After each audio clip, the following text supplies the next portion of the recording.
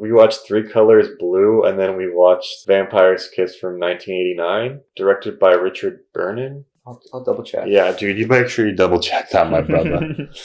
Starring Nicolas Cage. Yeah, starring Nicolas Cage. Yeah, so Robert Bierman directed it, and it was written by the same guy who wrote After Hours, directed by Martin Scorsese. Like, he based it on, like, a toxic relationship he had with his girlfriend or something like that. Joseph Minion. Yeah, Joseph Minion, and I think he wanted to direct it, but then he was like, no, this is, like, too personal to me, like, I'm too attached to this to direct it, so I guess they got Richard Bierman, and then they got Nicolas Cage, and this is, like, such a good Nicolas Cage performance. Yeah, if you've seen any of the Nicolas Cage memes, the classic ones, where he's like, that's from this movie. All the shots, like, all the Nick you want is in this movie. He's fucking amazing in this. This is like he carries the whole movie. Like, the story is that he's a literary agent that goes kind of bonkers because he thinks he gets bitten by a vampire, but it's really just a woman that bites his neck. Like, what's going on? Almost American Psycho level of, like, investing in his job. That's all he cares about is that, sleeping with women, very vain, needs and desires. And he kind of starts to lose it. Like, he goes to therapy, but you can tell he doesn't even give a shit about therapy when he goes to it. He doesn't talk about anything meaningful. He's like, yeah, I just wanted this woman to go. When she came over, I woke up the next morning. I was like, could she get the fuck out of my place? He's just very, like, vain, superficial. He, like, ditches that girl. Yeah. He does the art. Yeah. He does the art show, and then he just leaves, and he just goes to his place and, like, sits on, like, lays on the couch like this. Yeah. And he he starts to, like, get detached from reality in a way because of, like, just his lifestyle and stuff. There's nothing grounding him, you know what I mean? He kind of just has, like, a psychotic break. A majority of the movie, you're wondering, oh, is he a vampire? Is he not a vampire? Is he just going crazy? I think he's just going crazy. Yeah. Like, so, definitely just going crazy. He snaps at a certain point. And it's not like there's any vampire there that bites his neck or anything like that. He kind of just comes up with this, like, just crazy story that's, like, we as the audience we see an actress playing a vampire, but in reality, there's no one there. It's just all in his head. It is definitely a very American Psycho performance, but this movie, like, is a precursor to American Psycho. This came out 10 years before, which is, like, pretty cool. Yeah, but like, Patrick Bateman is kind of, like, revered by this, like, these, like, guys are like, I love the Joker. I love Rick Sanchez from Rick and Morty. I love Patrick Bateman, like... The Sigma male. The Sigma males, yeah. Literally me, whatever. All that fucking incel shit. Yeah, exactly. The incel shit. But, like, fucking Nick Cage in this movie is not redeemable at all. And I kind of like it. Yeah. There's no, like, he's not Sigma at all. He's just pathetic by the end of it. And it's so fucking awesome to watch. Yeah, he just steals every scene, and particularly the scenes where he's talking to his secretary, Alva. Those scenes are gold every time. They're so funny, and this, like, when he's like, I'll fire you, Alva. I'll fire you. He's so mean to her. Yeah. And it's so uncalled for, but it's so hilarious. Yeah, it's like because she just never quits. Like, she just, like, keeps, like, she puts up with it because she needs a job, but, like, he, like, tortures her. Like, psychologically. Yeah. He's like, Alva, I know you're gonna find this contract because we really need this contract. And, like, she has to, like, sift through all these files to find, like, this one contract. That doesn't even matter. Doesn't even matter. Yeah. He gets on the phone with this guy, and this guy's like, hey, no rush about that contract. Don't you worry about it. I'm on vacation right now. And Nick Cage is just crazy, dude. He's crazy. And it's so good.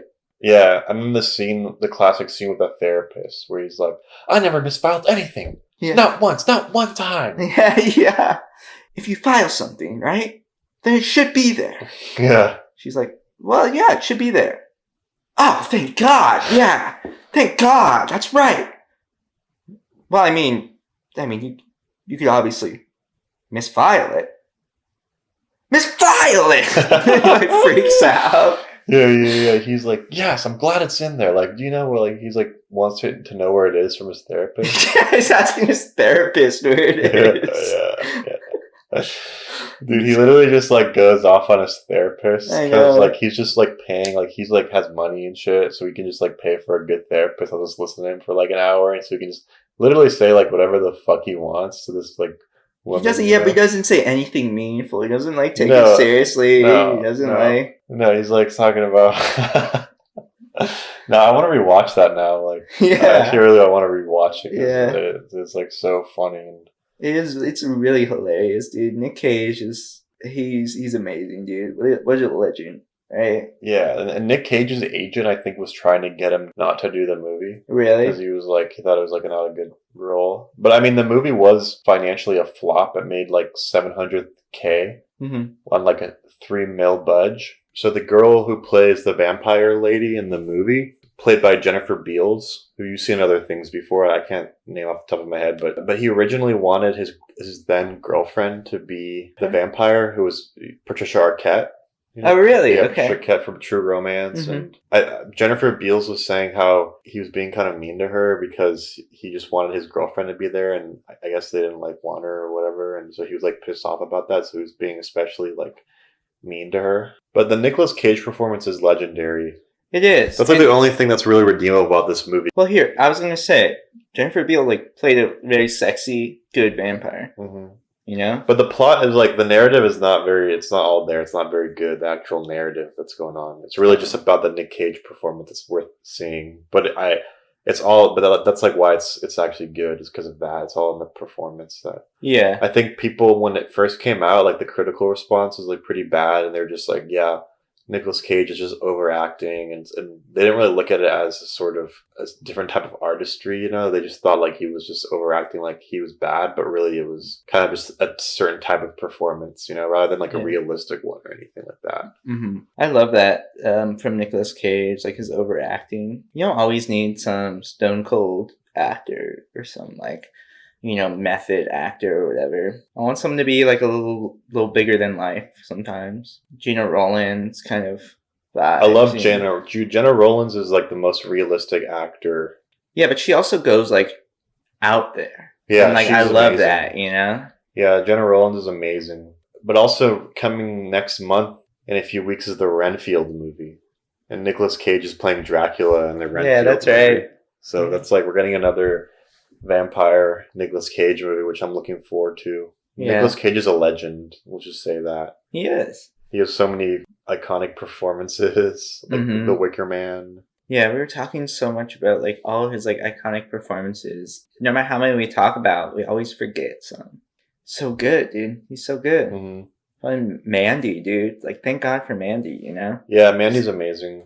It's like my favorite Nicolas Cage movie. Yeah, it's why we still have like a Nicolas Cage resurgence now, you know? Yeah, yeah. And there's a lot of ones that I haven't seen. Like, I haven't seen The Pig. I haven't seen Pig either, yeah. Yeah, I want to see that. Unbearable Weight of Massive Talent was alright. Like, it's not like he's just some pretentious actor who's unaware of, like, his, Mm-hmm. what's people think of him. Like, he's, like, plays into that, which is cool. He just Yeah. does everything. He just is in so many movies. Yeah. Yes. Respect, dude. Yeah, mad respect. Nick Coppola.